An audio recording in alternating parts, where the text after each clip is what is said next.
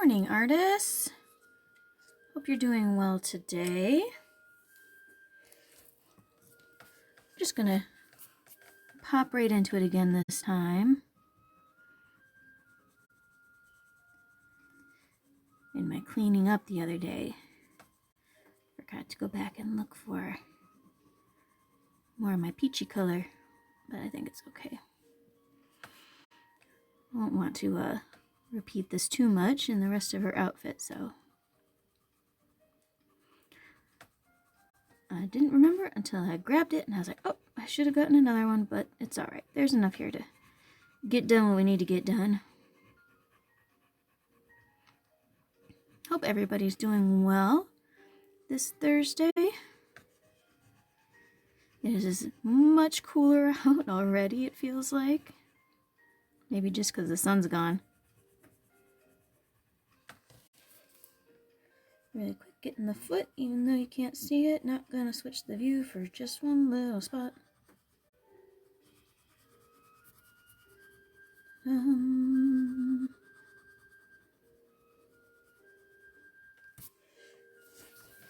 we go.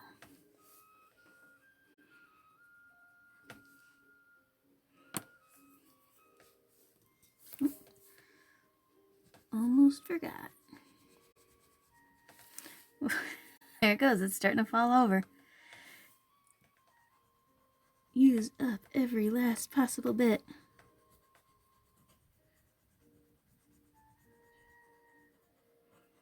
Hopefully I do have more of this color though. There we go. Okay. You are done for now.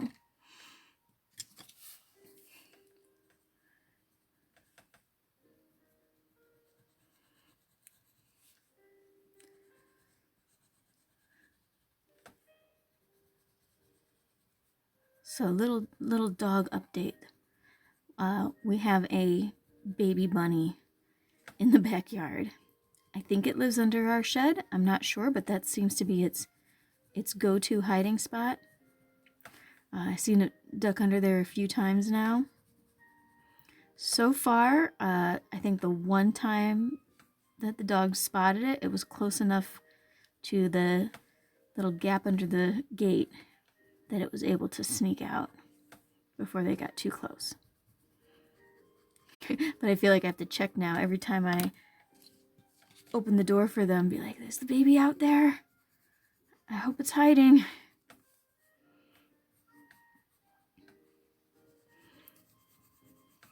Both my boys are hunters. So if they get a chance, they will go after that bunny. For sure. I've had to deal with a few poor victims of them. I do not want to have to deal with a baby bunny.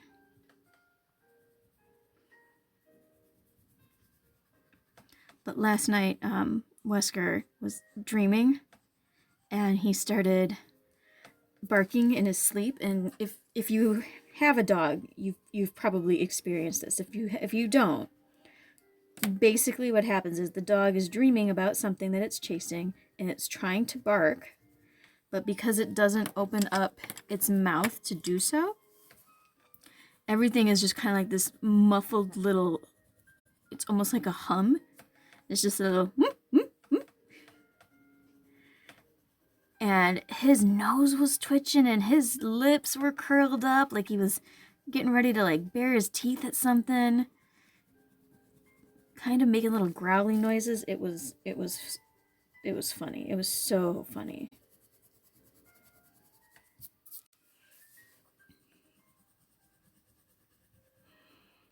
He was also lying down. He was on the floor next to the dog bed, but had his head on the bed. It's like, I don't want to sleep in the bed. I want the floor, but I want the comfort of a pillow. So he puts his head on it. Cracking me up.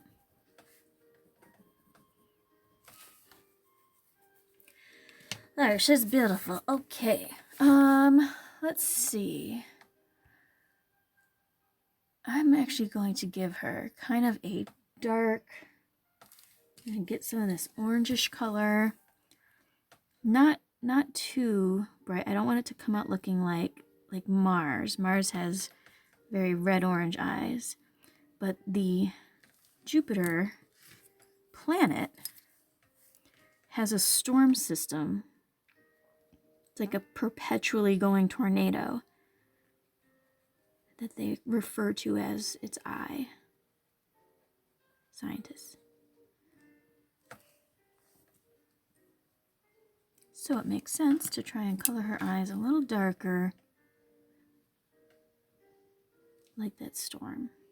Good. Okay. All right. So moving into her outfit, I'm going to do her design next. Oh, no, let's get into her actual clothing here. I think what we're going to do is we want to keep it kind of light. So we're going to start off just going over the areas with some white.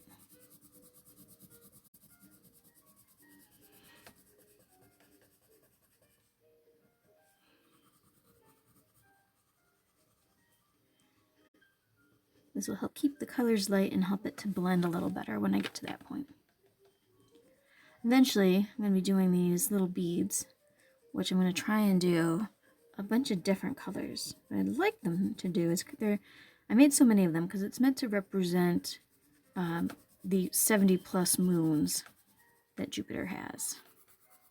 So each one is like a little moon. I may or may not, depending on how long this series ends up going, I may or may not get into going beyond the planets. I know I've kind of gone on about this before, about possibly doing Pluto and the other dwarf planets, but then feeling like if I'm going to do that, and I did our moon, why wouldn't I do some of the other moons? Especially since there are some moons that are larger than Pluto. Like Jupiter's largest moon, Ganymede. It's bigger than Pluto. I think, if I remember right, one of Saturn's moons is also larger than Pluto. It's been a little while though. It's been about like 2 weeks since I looked that info up, so I don't remember it very well.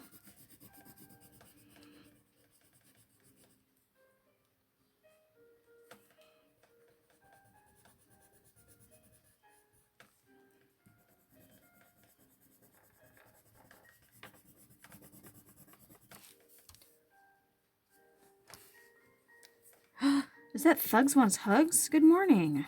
Haven't seen you in a while.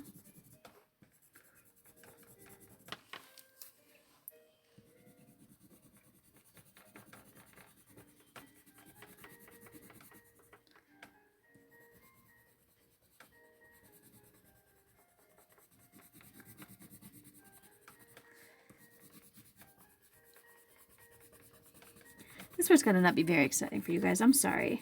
I'm just coloring over white paper with a white colored pencil. Just want to get that color on there.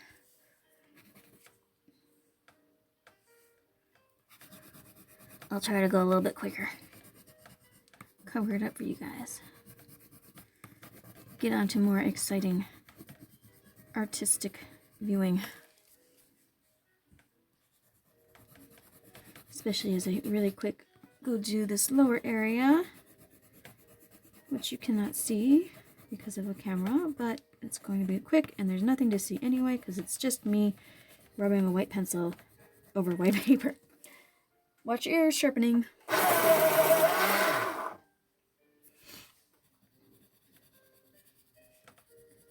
Lovely, lovely, lovely.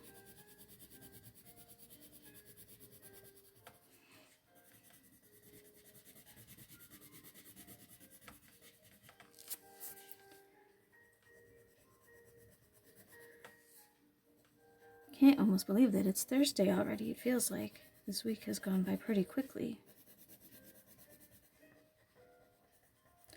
which is kind of unusual. Things have not been going very quickly. We've had some weeks and days that have just dragged forever, but for some reason this week for me feels like it's going pretty quick.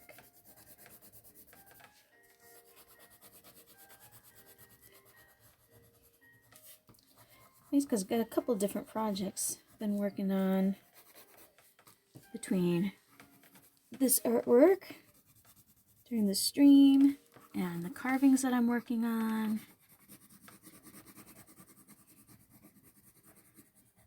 My sister wants to get out some fabric soon so we can start putting together some more masks.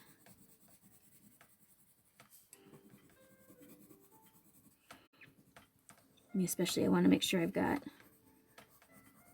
plenty for next year if we're going to be back in school, which would be, it would be nice if we were. Definitely would prefer to see my students.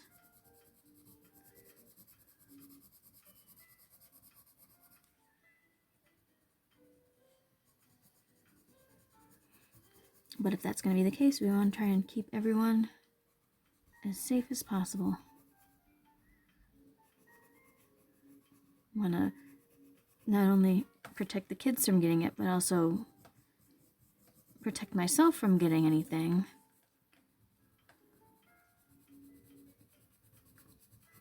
Because I don't want to have to be out. I don't want to have to leave the kids with a sub if I'm out sick for days. I mean, especially if you get sick and they know it's the COVIDs. You gotta be at home isolated for up to 10 days. It's 2 weeks for my kids without me. Ooh. There. That's nice. That's a good color.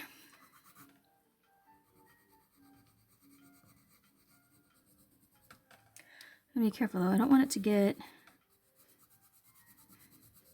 too yellow. I don't want it to be exactly like how Venus looked, but I'm going to sneak in and add in a couple of other colors as well.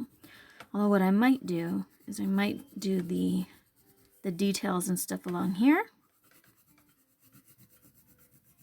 so that I can have those colors planned out and make sure I'm not like reusing them in the rest of her outfit too much.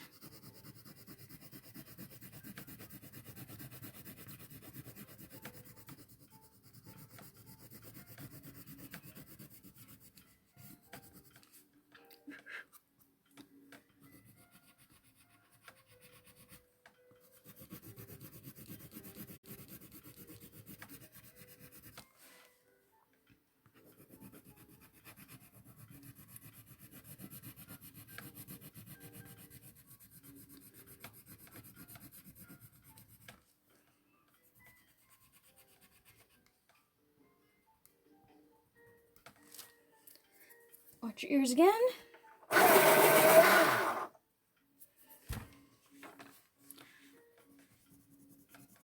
won't get into the whole thing on here. I won't go all the way down to the lower part just yet.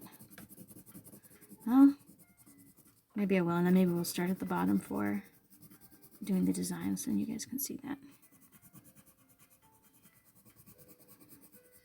It's just usually easier to kind of, when you're making things match, to kind of go all over.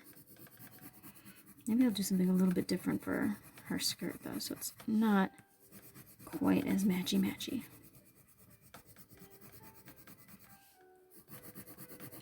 I can't help it though. I like a matchy-matchy.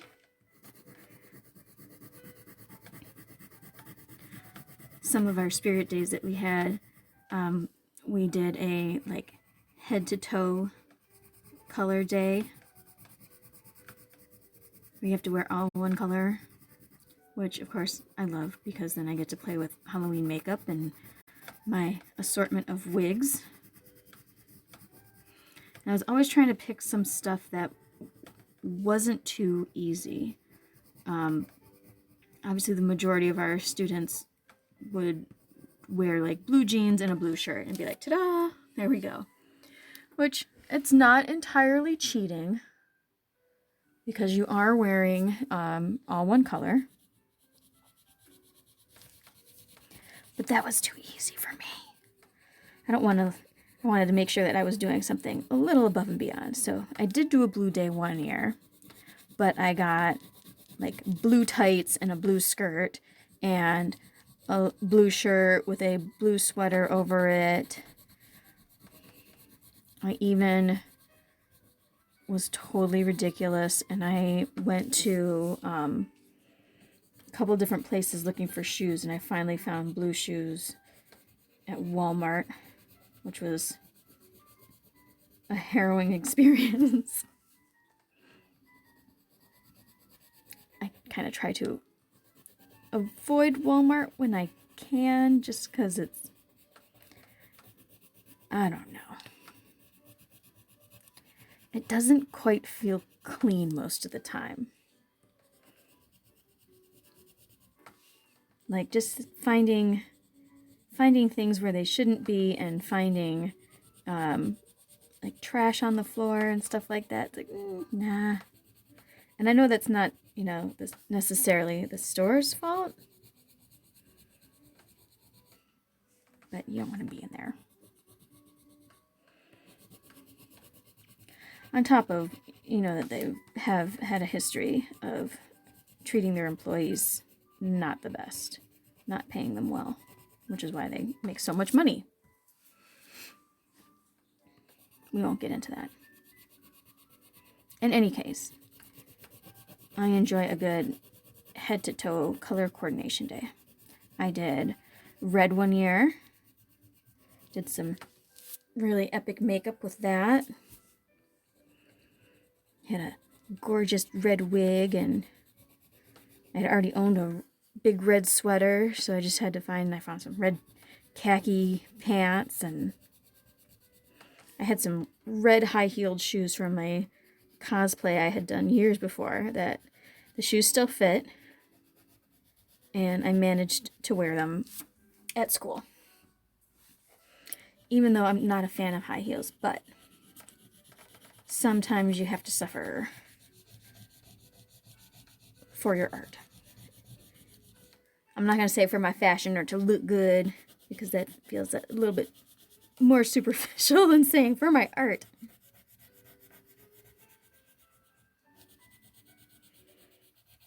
I also did an all pink day, which was the best.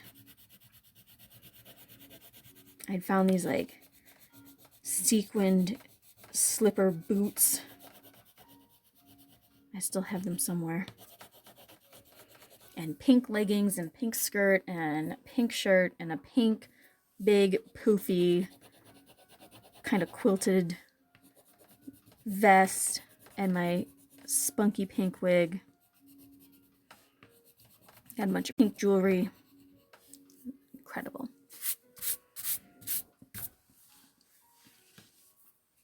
All right, so getting into the little banding detail down here, we're looking at probably going with some of this golden color, and let's get the darker brown in there.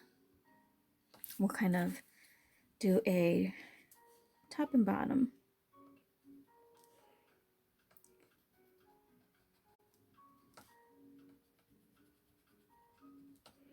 And I'll start with the lighter one because if it gets into the area that the darker one is supposed to be in, it's not that big a deal. The dark will cover that up.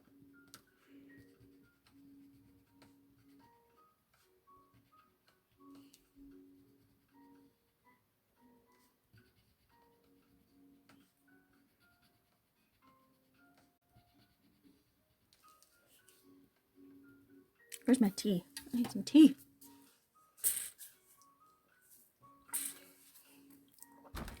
Today we're back to my favorite, cinnamon.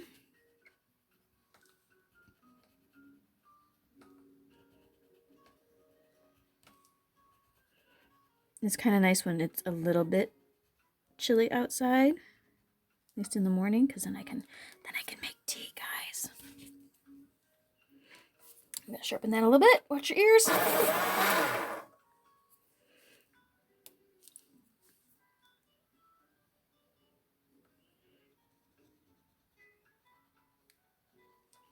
I mean, I probably make tea even when it's warm out too.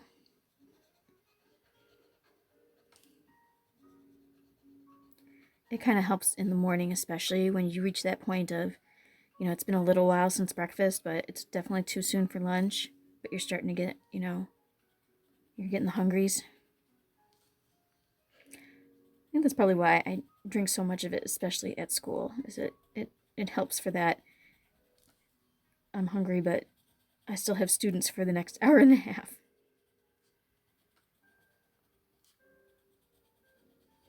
Plus, this new thermos that my brother got me, it is so ridiculously insulated.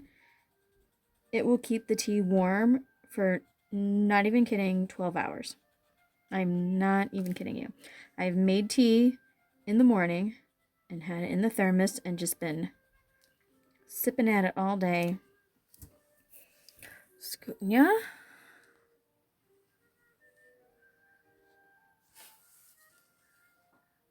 There we go.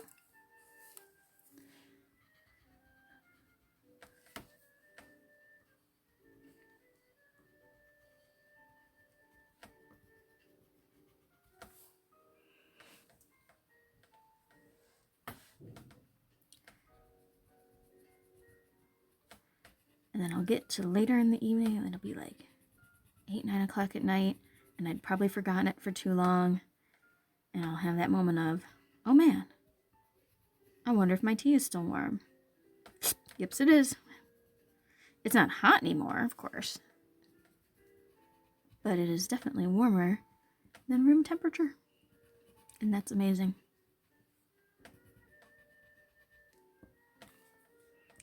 I wonder if once school starts up, if people are still going to be all into their hydro flask. That became such a thing this year. It feels like it was last year.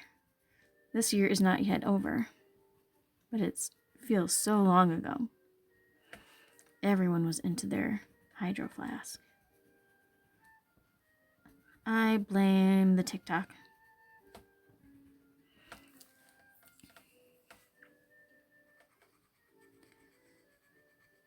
Which I still haven't downloaded. I know.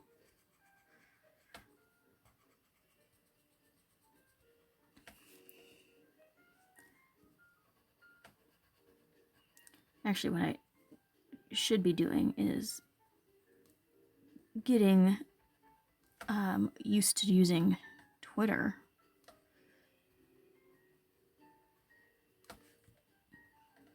Instagram is tough because Instagram you can only use on your phone.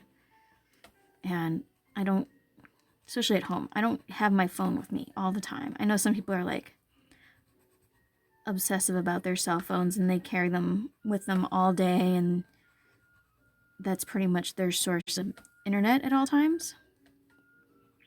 But I'm definitely on my laptop a lot more,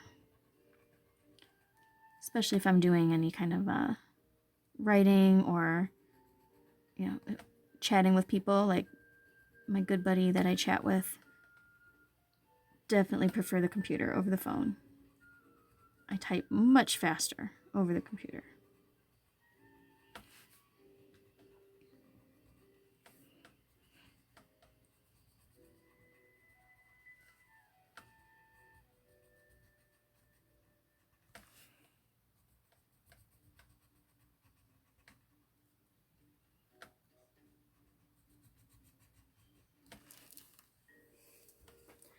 That's nice.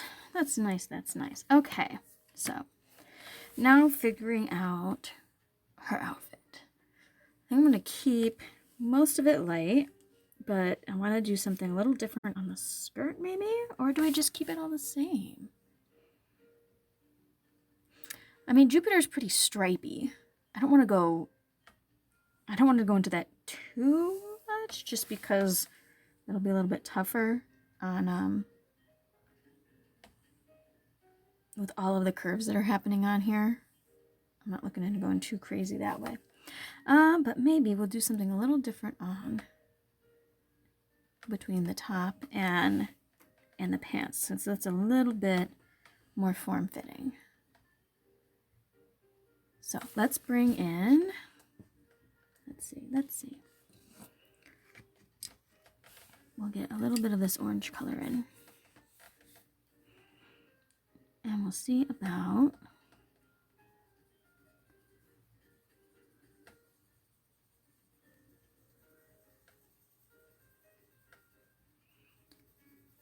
we're just testing things out here now.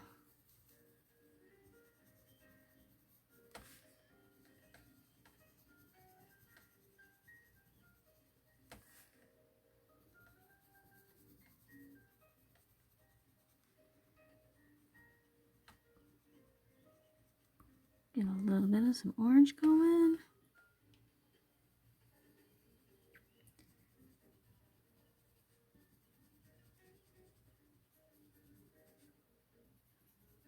We're actually going to follow that same kind of direction too.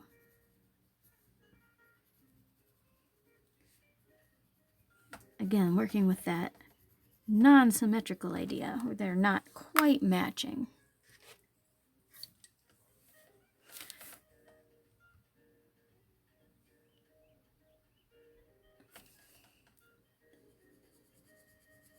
So the planet itself has these darker cloud bands.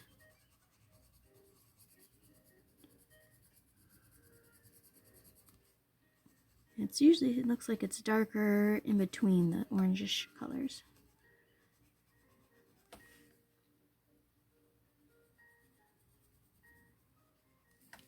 So we'll sneak a little bit of this brown in here. Now see, with the white and the kind of pastel yellow that's on top, it's keeping this brown that I already used from being too much the same, so that's pretty nice. We'll mix those in really well too.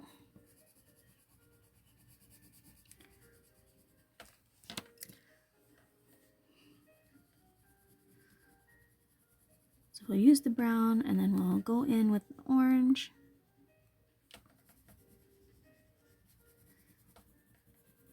And just kind of blur that line a little bit, blend them in really nice. It'll have a little bit of a rough look to it, because that's usually what happens when you put a darker color on top of a lighter color like this, with these pencils. I don't think I mind it though too much. It helps keep that cloudy kind of feel. Okay, and we'll sneak a little bit of this kind of golden color. It's called Spanish orange.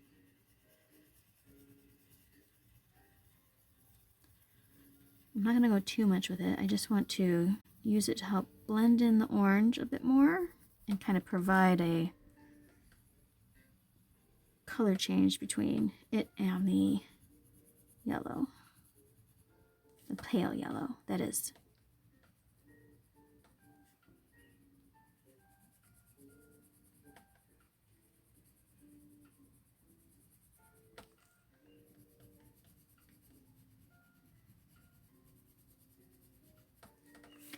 Ooh, if it's going to be rainy and stormy for the next couple days, though, I'm going to have to start looking for some more spooky movies.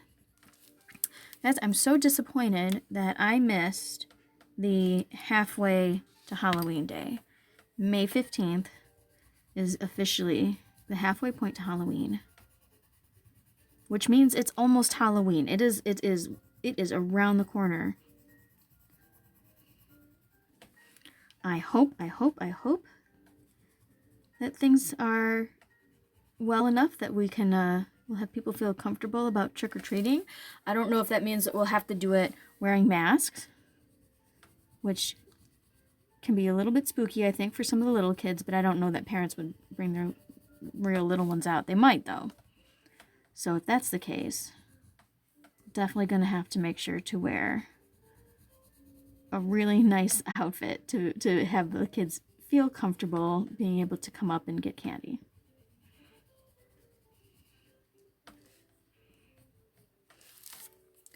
Otherwise, maybe the weather will be warm enough that we can do like some nice be outdoors. I'm not a fan of the let's put a bowl of candy out there and a sign that says please take one, because nobody ever does that. Nobody ever just takes one. You will get some people that'll be nice and will only take a handful. and you'll have some who are not, and we'll take the whole thing. That actually looks really sweet, you guys. Look at that. Might have to have a little more fun with that. All right, let's bring that into her super hippie bell bottoms.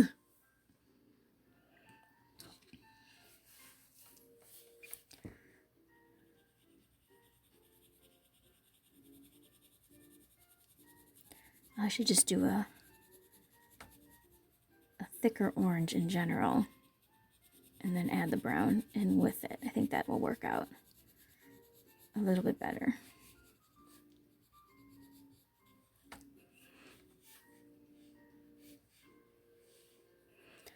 And then I'll definitely make sure to have some brown. Keep that part in pretty good shadow.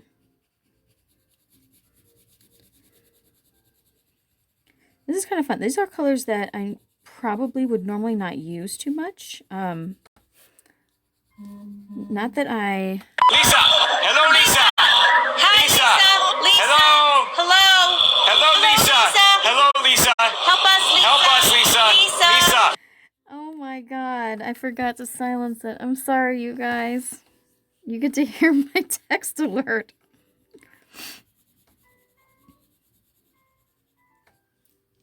That was my mother. I don't know what it says. Mother, are you watching my stream right now? Because you know you could just put a message on there.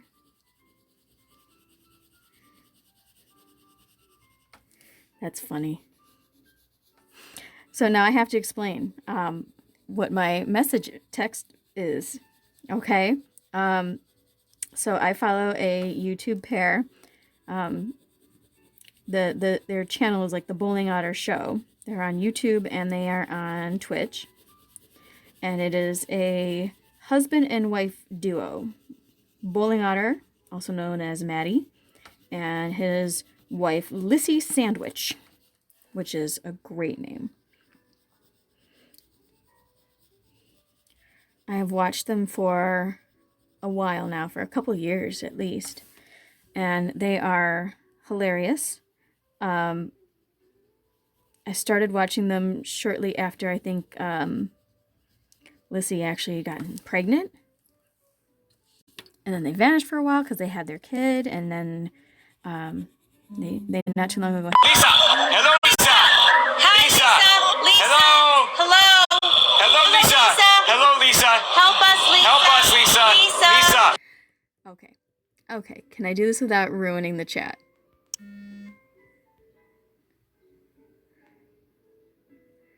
Okay. All right, I silenced it, so hopefully it's a family group chat. In any case, let me get back to the story of why I have this crazy text thing. So they were playing the scary game called PT, which I think anyone who is into gaming in any way, shape, or form has at least heard of PT and understands it. If you follow any gaming YouTubers, unless they don't do scary games at all, they've definitely played PT. And there was a point in the game where it's pretty much like the end of the game. The creator is known for, I mean, he's kind of a troll. He's definitely a troll. He likes to sneak things into his game. It's a little bit outside of the box. Some people love it. Some people just find it frustrating. But there was a part of the game where you've pretty much done everything you need to do, but you're still trapped inside of this repeating hallway sequence. It's just a hallway. Spooky things happen, and you get to a point where you're stuck.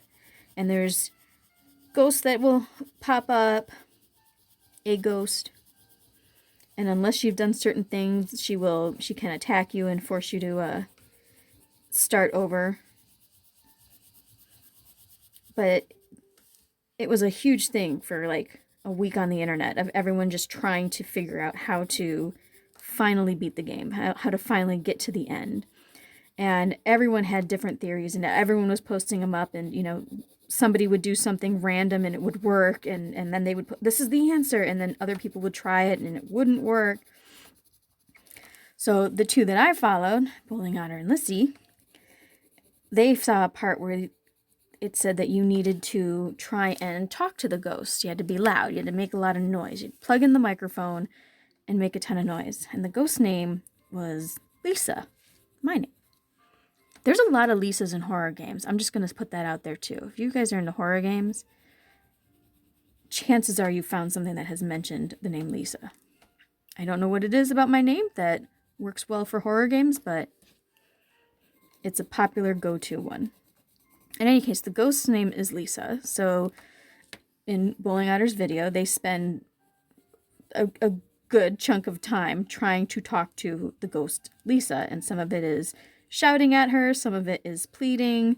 And then there's the one segment where, help us, Lisa, Lisa. Like they're just calling out. And it cracks me up. And every time I hear them, I'm like, no, I'm right here. It's okay. So then once I figured out how to get the audio clip and move it to my phone, it became my text alert. So that anybody that was trying to call me, I'd hear it in my purse going off. Lisa, help us, Lisa. Something important, Lisa. My sister gets down on me a little bit because she thinks that it's too long.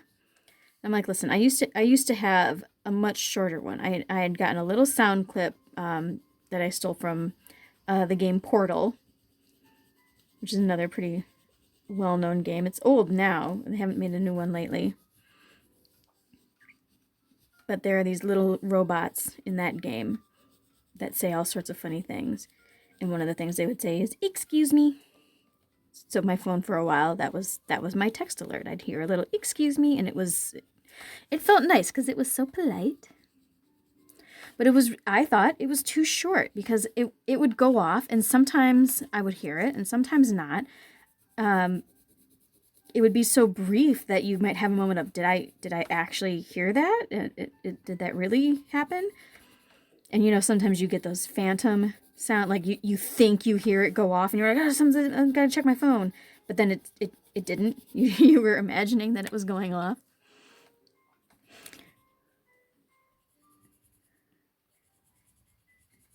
So I was like, I need something a little bit longer that I won't mistake. So even if I'm in the car and I've got the music on, it's a little more rare for me to not hear Lisa, Lisa for, 30 seconds. So I like it. It can be a little embarrassing if I'm in a situation where I didn't mean for it to go off, and it does. And it's not easy to explain it either, to be like, oh yeah, that's one of my favorite YouTubers playing a scary game about a ghost named Lisa that they're trying to talk to make the ending of the game happen. Like, anyone who doesn't know PT or games or anything, then it's a little hard to explain.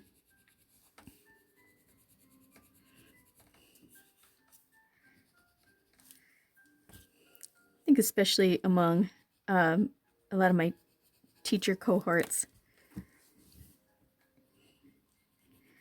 I'd have other teachers that, there are other teachers out there who are, of course, nerdy in this, like, the sci-fi aspect of, Star Wars, Star Trek, that kind of thing. Your English teachers, it's a good chance you might find a Harry Potter nerd amongst them. But it feels like it's a little more rare to find other teachers that are into video games and scary stuff. I don't know if that's just, if it's like a weird teacher nature.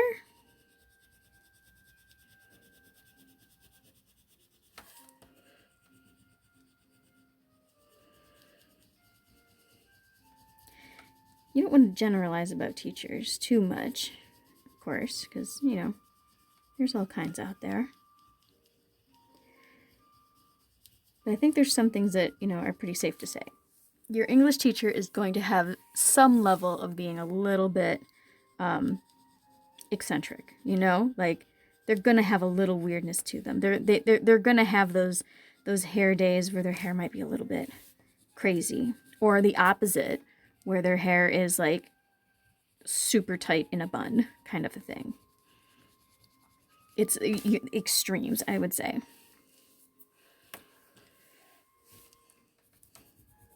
Your math teachers are going to be a little more strict, I think.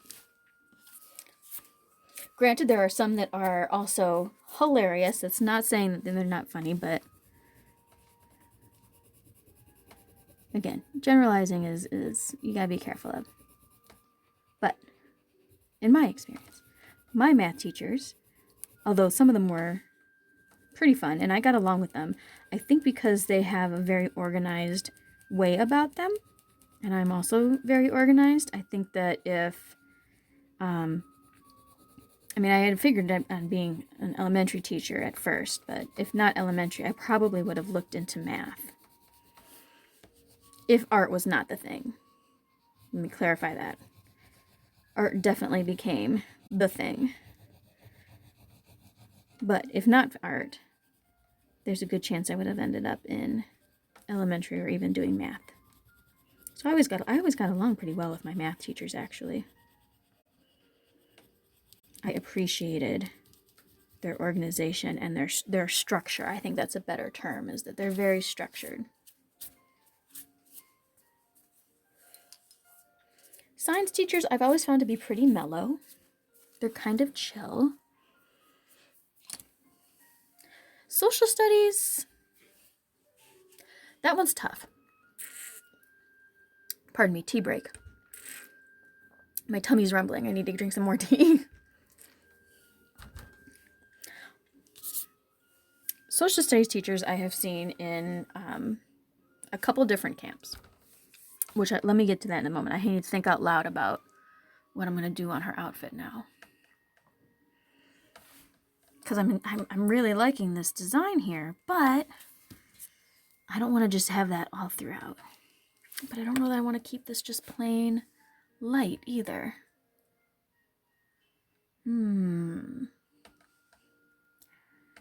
Some of the pictures have it with a little bit of a tan look. Some of them get almost pinkish. Maybe I can do some stripes with... Wow, that one's definitely pink. That's got to be a totally different look at it. Some of these pictures almost give it a turquoise color, but I don't want to go into blue because then it's going to definitely match Venus a little bit more. Okay. We're going to keep this yellow handy. Actually, let's switch that for a slightly bolder yellow, but we'll keep those kind of on hand. And I don't know. Should I sneak a little? Maybe I can sneak a little bit of a pink in there.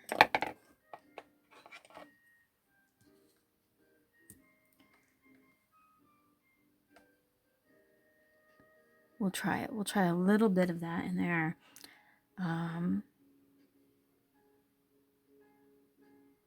Yeah. I'm still just trying to wrap my head around this. Let me add in, though,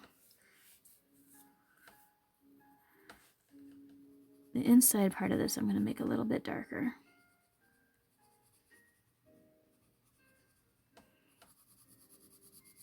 I'm not too worried about some of these beads because I can make them dark.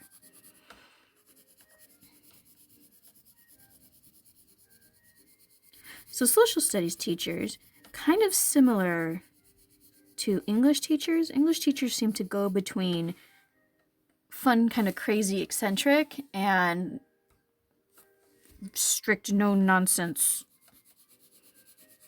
this story's deep kind of attitudes. social studies teachers seem to run between very excitable. I've worked with some really like fun, out there, chatty, like, they're just excited to be in life at all. Like, they're just, happy people. And they have a love of social studies because it's just, they find it fascinating to, they're like people watchers. They like people. So it kind of works for them.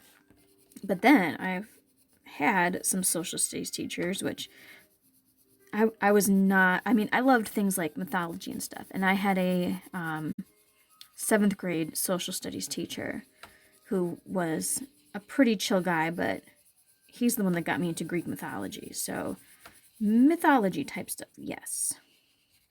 But the other end of the social studies spectrum is like, I'm sorry to say, but boring. So boring.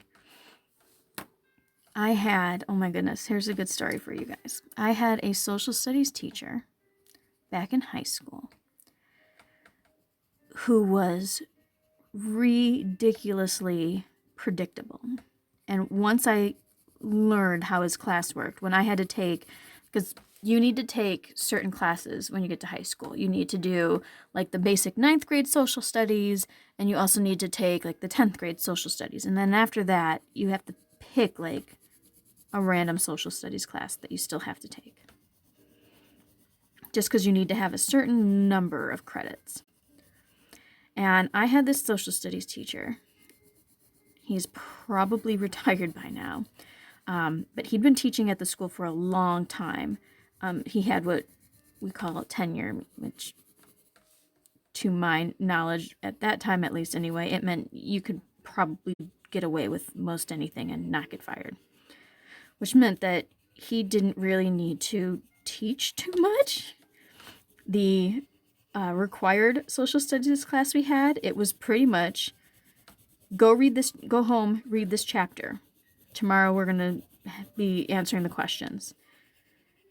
And your assignment would be to read the chapter, and you'd come in the next day, and he would just go down the rows of students having us answer the end of chapter questions. And it would be so funny because, like, let's see if I have a scrap paper I can work with. Everyone was in seated rows, right? Everyone had their own little desk facing the front of the room.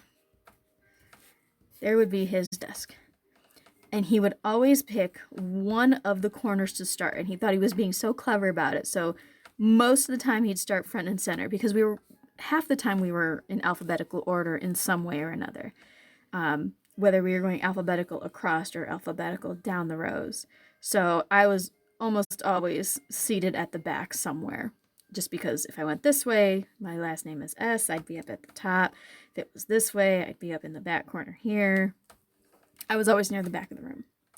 So he would start in one spot and then just question number 1, 2, 3, 4, 5, 6, 7, 8, 9, 10. He would just go down the row. He wouldn't even like try to be creative about it. He wouldn't skip around the room. If he started at the back corner, just went boom, boom, boom, boom. As soon as he picked a direction, if he went like across, it was always the same. So as soon as you know which corner he was starting from, you could count. So like if you were sitting, let's say, I think one year I actually sat right around here. So if you started at the one behind me, 2 behind me, I'd be like, okay, question 1, question 2, I'm question 3. So I would just have to, I wasn't the only one who did this, we all did this. We would we'd all know the answer to the first question coming in. We'd at least make sure we had that much. And then you just had to count and be like, which one am I now? Nobody read the chapter. Nobody. We would come in having looked up the answer to the first question, like search the book for whatever that answer was. And then we would count. So if I had question 3, really quick, what's question 3? Really quick, find it in the text, because the questions were always about, chapter titles or words that, like vocabulary words that are highlighted in the book or bold in the book. So you can really easily just check, find it.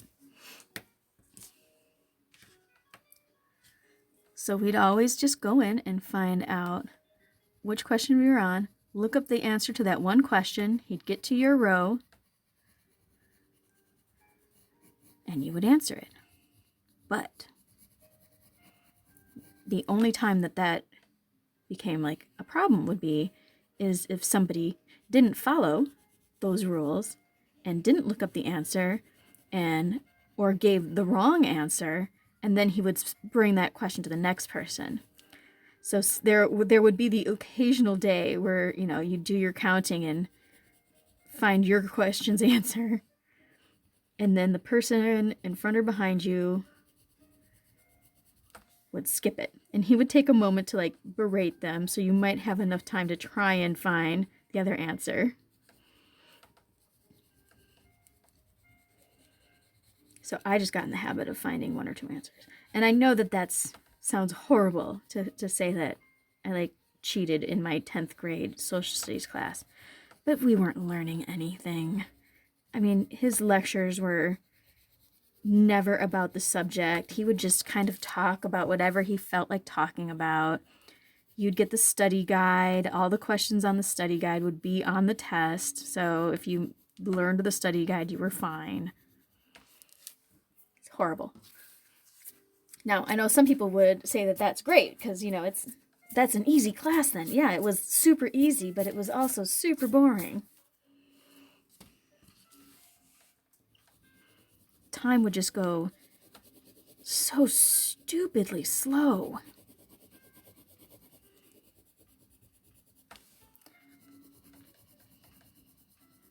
I'll get that sometimes where I'll have students to be like, can't we just have like a free day? Like, to do what? Like, you guys can't have your phones out. If you want to just sit and talk, it just gets so dull.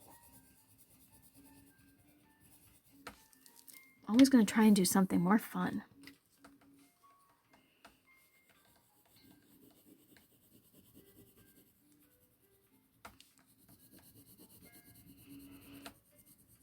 So yeah, that's been my social studies teacher experience of fun and exciting people or super boring people.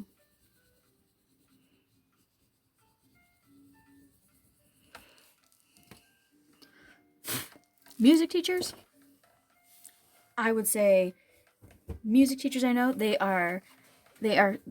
have a little bit of a math teacher in them because everything is a little bit strict.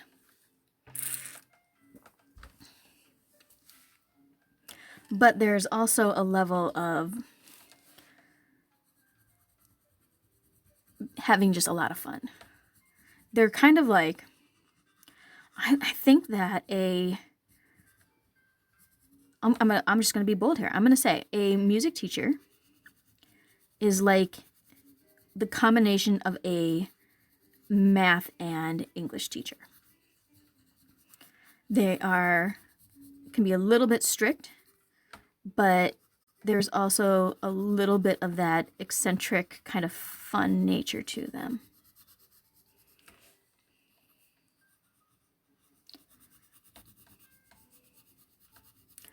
Language teachers are like somewhere between English and social studies. I have had ones that were really loving what they do and have that fun quality, and I've had ones that are very strict and no nonsense, and I have had some that are boring. Because, I mean, if you think about when you're teaching a foreign language, you kind of have to have a little bit about you that is social studies and a little bit about you that is ELA, English class.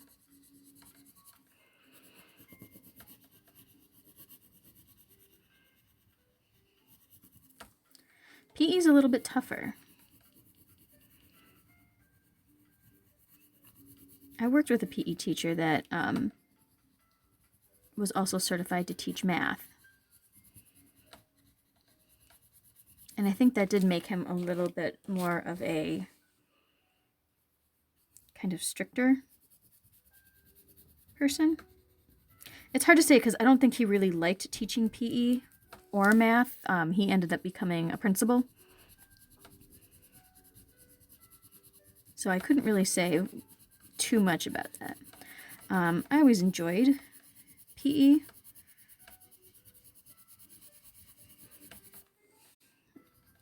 I don't know. They're almost a little bit math-like too, because there's definitely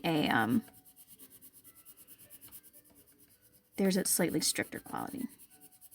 You know, I'm gonna go back on band teacher. They're more like a science and math type, because they have that kind of fun bounciness.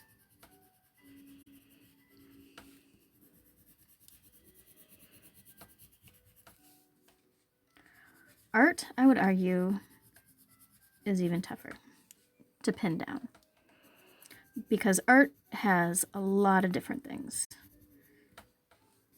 We have it, and it really depends on the artist too. If you are a more into kind of cartooning and stuff like me, that's very different than someone whose focus is photography. Which I think is why it's kind of tough to pin down art teacher personalities.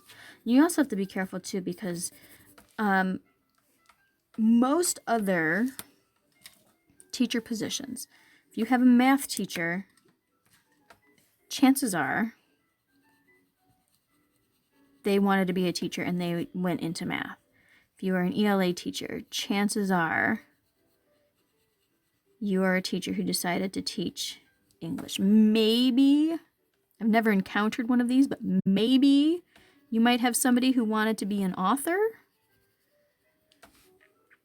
but it didn't work out, so they decided to teach English. Maybe, but I've never encountered that, so I'm not saying it couldn't happen. You might find somebody who wanted to be a sport coach and ended up in PE for whatever reason. Science too. I think in most cases you're going to find that people went into teaching first and then kind of chose their subject area, or they happen kind of simultaneously. Now, I haven't never been in a classroom working with or talking with a bunch of math teachers to find out why they decided to become a math teacher. But I have been in rooms with other art teachers talking about why they wanted to become an art teacher. And there are definitely those out there who wanted to be artists and they couldn't make a living off of it. Now, I was in a different boat. I wanted to be a teacher first. And as much as I had loved art, I didn't see that as being something that I could be a teacher of, because I had some good teaching experiences with art teachers, and I had some bad ones. And ultimately, I ended up with having a great experience in college, which made me realize that I could be an art teacher.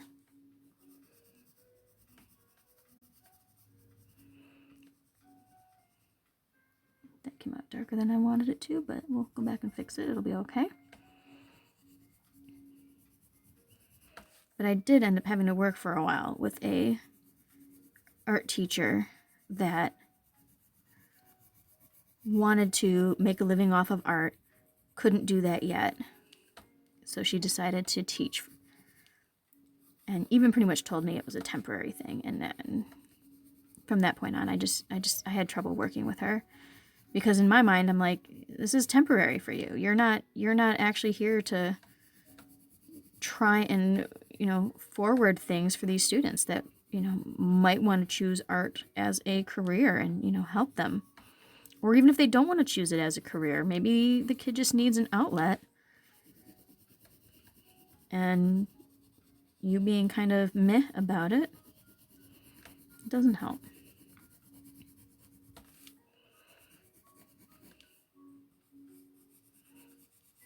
I can't say I've worked with too many art teachers just because, you know, it's kind of unusual to have a bunch of art teachers in some areas. I know that there are plenty of schools that will have 2 art teachers. My current school does, and I get along very well with her.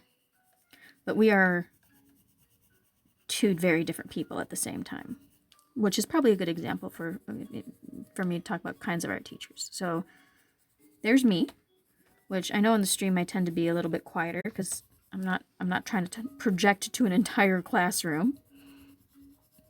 And I interact with the kids a little bit more when I'm teaching rather than interacting with a paper and a camera. So it's very different.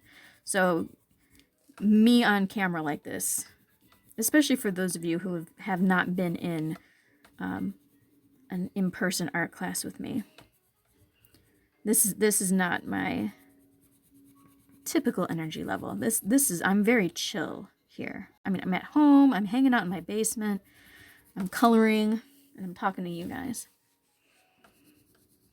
In class is very different, but my usual in-class persona, if you will, is high energy, out there, bouncing around, wearing silly outfits sometimes, most of the time.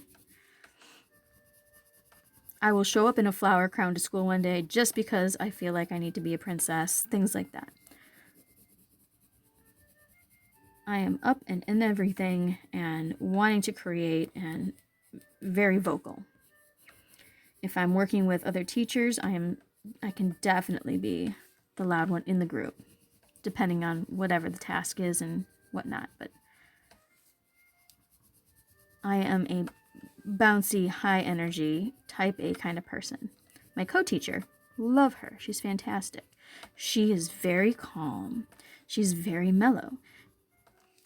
You could almost argue that the feeling that you'd get from the 2 of us is actually really like these 2 characters on the page, in a way. We actually are pretty similar to this kind of type. I am this hands on the hip, spunky, short, you know, thick girl in your face, and she is this tall, softer, almost hippie-like. What's funny is, we both have definite funny styles of dressing. Not like, and I'm not saying that in any kind of a negative way, like that we're goofballs. We kind of are, you know. But she likes to wear a lot of patterns and layers, and kind of similar with this, has an almost hippie kind of quality to what she wears. And some of her clothes definitely look like, people would probably say things like that, you know, maybe your grandma made it or something. You know, she's got like an old-fashioned sense of style almost. And mine tends to be bright colors, bold, a little bit in your face. I love doing wearing something black, but also having like a bright color on top of it. If her style is more like 60s, 70s, I'm definitely more like an 80s, 90s type, which is funny because I'm older than her. I think because I actually, I grew up in the 80s and 90s. My teenage years were in the 90s, which still had some 80s flair in it. People weren't over the 80s yet. But I think she kind of was growing up more in that time in college when people were starting to get a little bit bohemian again. So it's like I dress like the years that I grew up in, and she dresses in the years that were making a reappearance in popularity. One of the other teachers commented at one point, it was really funny. She sent us both a link to a site that had some different kind of clothing stuff on it. and said that, we both dress like art teachers, so, we might like it. And I had to call her out on it later, like, we don't dress at all alike. Like, we would never wear the same things. What makes you think that both of us would come to this site and go, oh yeah, like, this is not either of us. It was funny. It was amusing. And then she was trying, it was funny because she tried to backpedal and be like, well, you both dress like art teachers. And I'm like, but we don't dress alike. How can we both dress like art teachers? She's like, oh, it's kind of crazy and out there. And I'm like, excuse me? She's like, oh no, that came out wrong.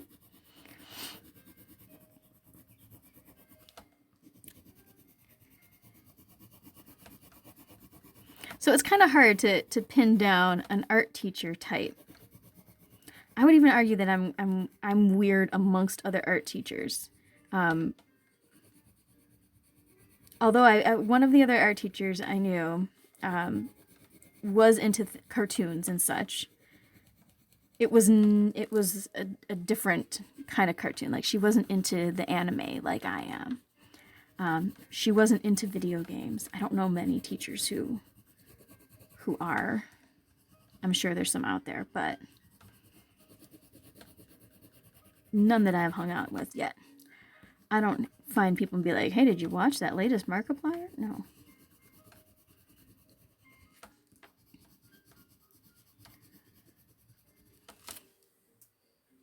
But I'm not only into the art and the comics and stuff. I mean, I've got all that, the nerdy stuff I'm into. I'm into the scary stuff, the horror games, and horror movies. So, I don't know. I have a lot of weird and opposite interests. I will enjoy watching the Cats musical and then want to put on Aliens. It's like weird like that.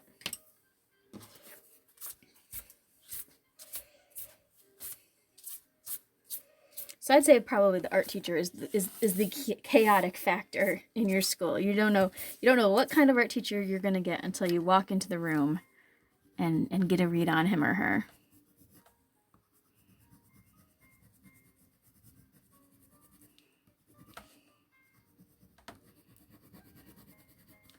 This is looking pretty cool. It's kind of got a similar flair without using all the same colors.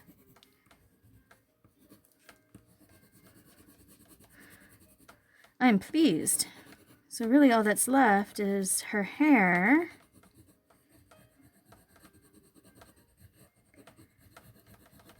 And doing any final little outline fixing. So that'll be tomorrow. And we'll think about who's next. I don't know if I have enough room on this page for a third lady. But, oh, I'm excited. Saturn is next. This is one I've been thinking about. Sun, moon, yes. That was going to happen. I said, I'm going to do all the planets. Cool. Ooh, I can't wait for Saturn because I'm going to put so many rings and bangles on her. It's going to be crazy. Oh, and I got to do the necklace too. Okay, so couple things to finish up for next time. Between the jewelry and the hair, and as I look at it, realizing that I didn't get this part of her. We'll sneak that in there as we're wrapping things up. So tomorrow's Friday. Got assignments due, so make sure that you're getting your stuff turned in. I've seen a few people turning in some stuff. Pretty happy about them so far. And I can't wait to see what the rest of you guys do. Should be interesting. I'm looking forward to it. So, in the meantime, as always, you guys stay safe and stay healthy. Take care of yourselves, take care of your friends and family, and we'll be back at this tomorrow. You guys take care and have a great rest of your day.